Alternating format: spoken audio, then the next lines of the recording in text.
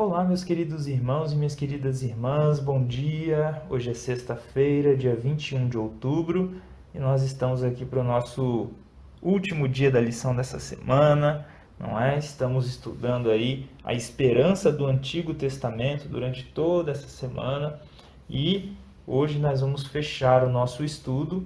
Amanhã vem o Santo Sábado do Senhor e aí começará um novo estudo para nós.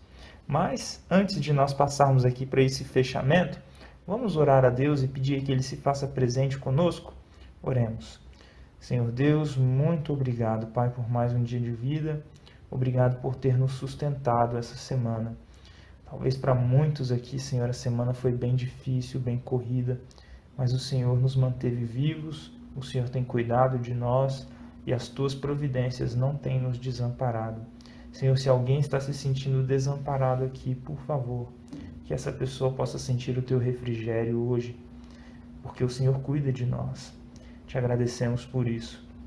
Senhor, também te pedimos nesse momento o perdão dos nossos pecados, te pedimos a Tua presença conosco, a presença do Teu Espírito Santo para nos ensinar, para que possamos fazer aqui esse fechamento da lição, que o Senhor fale a cada um de nós através da Tua Palavra, através do Teu Espírito Santo nesse momento.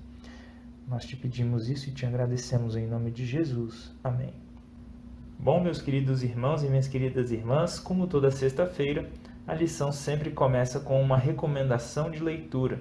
E a recomendação de leitura desta semana está no livro Profetas e Reis, página 423 até 431. Esse é um capítulo que aqui na lição da Escola Sabatina, tem como título Visões de um Futuro Glorioso. Eu fui procurar na versão que eu tenho desse livro e eu encontrei o capítulo 60, que tem como título Visões da Glória Futura. Então, talvez possa ter sido aí alguma mudança de versão, mas eu acredito que seja esse capítulo, tá bom? E agora vamos entrar aqui nos comentários da lição de hoje para fazer esse fechamento.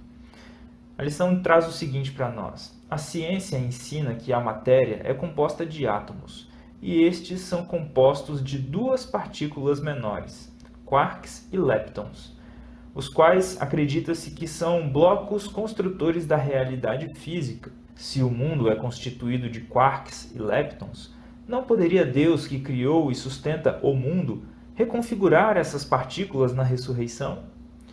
Zombando da ressurreição, Bertrand Russell perguntou o que aconteceria com os que foram comidos por canibais, pois seus corpos passaram a fazer parte dos canibais. Quem receberia o que na ressurreição? Mas suponha que o Senhor pegue os quarks e leptons, os blocos construtores fundamentais da existência, de qualquer lugar, e com base nas informações que possui sobre cada um de nós, nos reconstrua a partir desses quarks e leptons. Ele não precisa dos nossos originais, ou ele poderia simplesmente chamar à existência novos quarks e leptons. Seja como for, o Deus que criou o universo pode nos recriar e promete fazer isso na ressurreição dos mortos. Queridos irmãos e queridas irmãs, o que é mais fácil aqui? Chamar alguém novamente à existência? Ou criar toda essa natureza, tudo que nós vimos aqui nesse mundo, a partir de algo que estava sem forma e vazio? Que nós possamos nos lembrar da criação de Deus para lembrar do poder dele. O sábado é uma lembrança da criação de Deus. E aí a gente pode lembrar do poder criador, que é um poder que pode nos trazer a vida novamente, caso nós desçamos a sepultura aí, não é? E a lição agora vai trazer uma citação aqui do Comentário Bíblico Adventista. Então, é um comentário de Ellen G. White no Comentário Bíblico Adventista do Sétimo Dia, volume 4, e que diz o seguinte para nós: o doador da vida chamará a sua herança adquirida na primeira ressurreição. E, até aquela hora triunfante, quando soará a última trombeta e o vasto exército ressurgirá para a vitória eterna, todo santo que dorme será conservado em segurança, guardado como joia preciosa, conhecida de Deus por seu nome. Pelo poder do Salvador que neles habitou e por terem sido participantes da natureza divina, são ressuscitados. Vejam só, meus queridos irmãos e queridas irmãs, aquele grande dia, quando Cristo voltar, terá esse acontecimento triunfal, a ressurreição dos mortos, a ressurreição daqueles que serão salvos, a primeira ressurreição. Que nós almejemos estar lá nesse dia, cheguemos lá vivos, ou então, se descermos à sepultura, que nós tenhamos o conforto de que Deus cumpre suas promessas. Tá bom? Deus, ele é fiel. Ele prometeu, ele fará. Agora, vamos passar aqui para as perguntas para consideração. Temos duas perguntas. A primeira traz o seguinte para nós. Estima-se que existem 2 trilhões de galáxias por aí, cada uma composta de bilhões e bilhões de estrelas. Algumas estrelas têm planetas que as orbitam, assim como os planetas do Sistema Solar orbitam o Sol. Deus criou essas estrelas e as sustenta e as conhece pelo nome. Isso está escrito lá em Salmos 147, verso 4. Embora essa realidade não prove que Deus ressuscitará os mortos, como ela revela um poder que pode realizar esse milagre? O poder de Deus é grandioso, não é, queridos irmãos e queridas irmãs? Quando contemplamos aí a vastidão do universo, a imensidão do universo, e pensamos que um Deus todo-poderoso criou isso, seria difícil para ele nos chamar de volta à existência? Claro que não. Bom, vamos para a segunda pergunta. Hebreus capítulo 11 destaca as expectativas dos heróis da fé. Esse capítulo enriquece nossa compreensão da esperança que eles tinham antes da ressurreição de Jesus.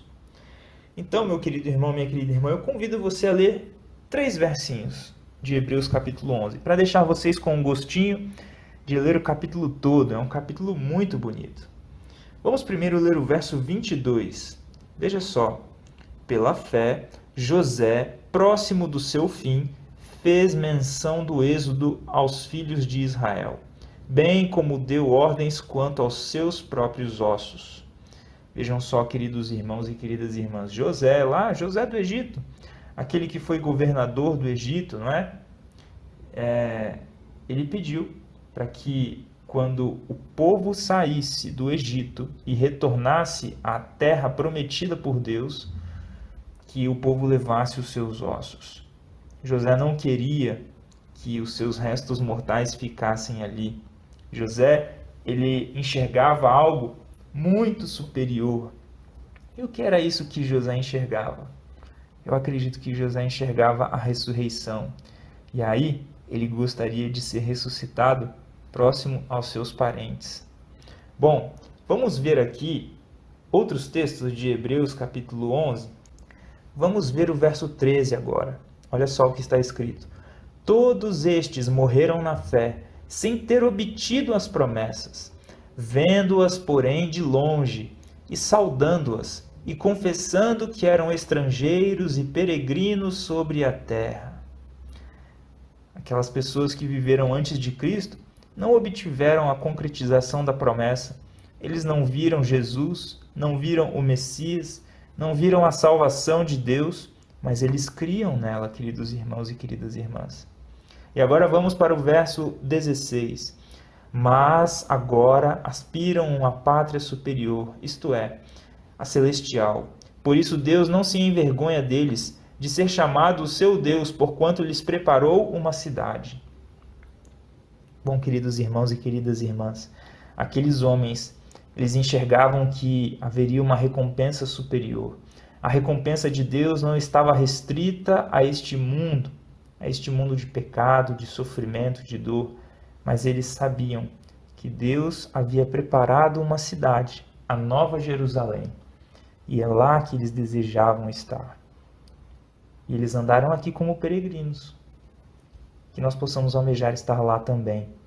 E essa promessa começará a ser concretizada na volta de Cristo, quando os mortos ressuscitarem, e junto com aqueles que estiverem vivos e forem salvos, seremos levados para morar nessa nova Jerusalém, lá no céu. Tá bom? Antes de terminar, eu gostaria de fazer uma leitura especial. Quando eu estava lendo aqui sobre essas questões da ressurreição, como que pode existir ressurreição, me veio à mente um texto da Bíblia, Ezequiel capítulo 37. Eu acho até que comentei em algum dia da lição algo sobre esse capítulo, mas eu não o li. Eu gostaria de ler com vocês alguns versos desse capítulo, do verso 1 até o verso 14, para responder essa pergunta. Como a ressurreição? Como que Deus vai recriar? A palavra de Deus traz para nós. Vejam só, Ezequiel capítulo 37, a partir do verso 1.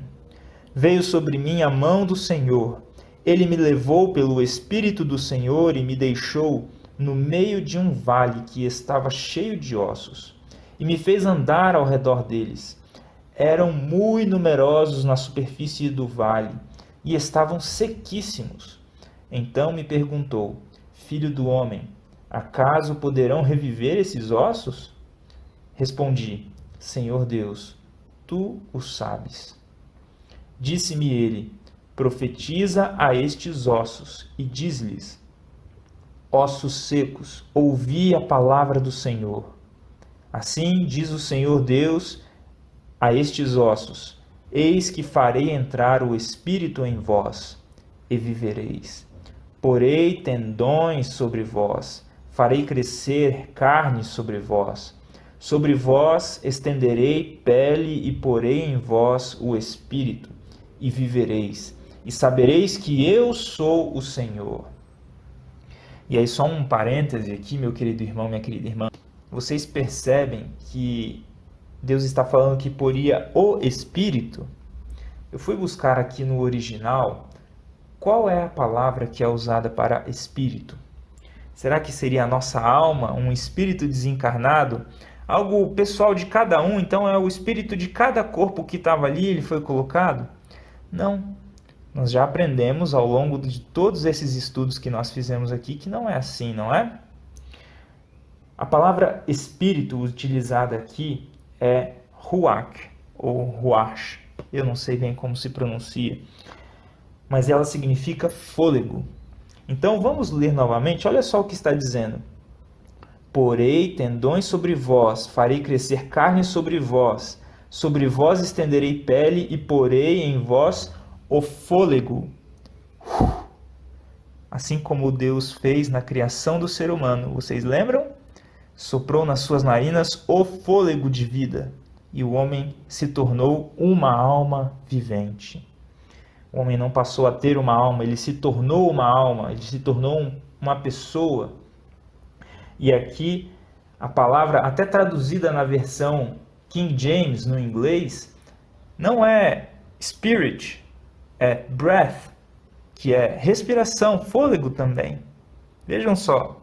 Então talvez no português a gente possa ter aí uma interpretação diferente, mas a palavra usada no original é fôlego, respiração. Deus vai colocar a respiração em nós. E nós passaremos então a viver. E o texto continua: Então profetizei segundo me fora ordenado. Enquanto eu profetizava, houve um ruído, um barulho de ossos que batiam contra os outros e se ajuntavam, cada osso ao seu osso. Vejam só que impressionante, queridos irmãos e queridas irmãs. Olhei e eis que havia tendões sobre eles, e cresceram as carnes, e se estendeu a pele sobre eles, mas não havia neles o espírito, o fôlego, o ruach. E aí ele continua dizendo: Então ele me disse: Profetiza ao espírito, ao fôlego. Profetiza, ó filho do homem, e diz-lhe: Assim diz o Senhor Deus: Vem dos quatro ventos, ó Espírito, e assopra sobre estes mortos para que vivam. Profetizei como ele me ordenara, e o Espírito entrou neles, e viveram e se puseram em pé um exército sobremodo numeroso. Não está falando aqui de vários espíritos, Não está falando aqui disso, meu querido irmão, minha querida irmã, está falando do fôlego de vida que Deus dá a cada um de nós. E continuando, vejam só. Então me disse, filho do homem, estes ossos são toda a casa de Israel. Eis que dizem, os nossos ossos se secaram e pereceu a nossa esperança. Estamos de todo exterminados. Portanto, profetiza e dize-lhes, assim diz o Senhor Deus, eis que abrirei a vossa sepultura e vos farei sair dela, ó povo meu, e vos trarei à terra de Israel. Sabereis que eu sou o Senhor quando eu abrir a vossa sepultura e vos fizer sair dela, ó povo meu. Porei em vós o meu espírito e vivereis, e vos estabelecerei na vossa própria terra. Então sabereis que eu sou o Senhor, disse isto e o fiz, diz o Senhor. Querido irmão, querida irmã, aqui tem um ponto-chave para a nossa compreensão. Olha só o que Deus está falando.